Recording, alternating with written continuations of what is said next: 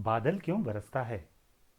लेखक हैं मनोहर चमोली और इस किताब के चित्र बनाए हैं कनिका नायर जी ने। इस किताब को प्रकाशित किया है रूम टू रीड ने। पहले धरती और बादल पास पास रहते थे, इतने पास कि एक दूसरे को छू लेते। तब धरती बहुत हल्की थी, इतनी हल्की कि हवा में उड़ जाती। एक दिन धरती ने कहा, थक गई हूं, कहीं दूर घूमने जाना चाहती हूं। बादल ने कहा, तो जाना, किसने रोका है, लेकिन लौट आना, मैं तुझे याद करूंगा। धरती हंसते हुए कहने लगी, ये बात है, लेकिन मुझे कैसे पता चलेगा।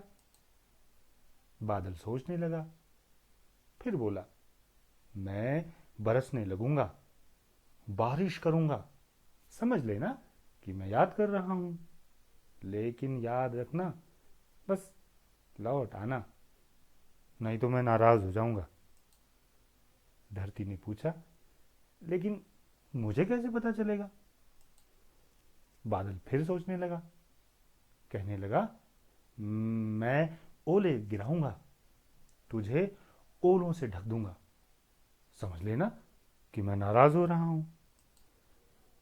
धरती घूमने चली गई।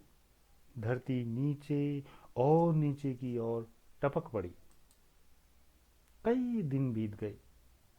बादल धरती को याद करने लगा, याद में बरसने लगा, इतना बरसा कि बस बरसता रहा। धरती हरी भरी हो गई। धरती पर पेड़ आए, पहाड़ बन गए, नदियां बन गई, समुद्र बन गए, खेत लहलहाने लगे। पशु पक्षियों ने धरती को बसेरा बना लिया। धरती भारी हो गई और अपनी धुरी पर घूमने लगी। तभी से धरती घूम रही है। आज भी बादल धरती को याद करता है, खूब बरसता है।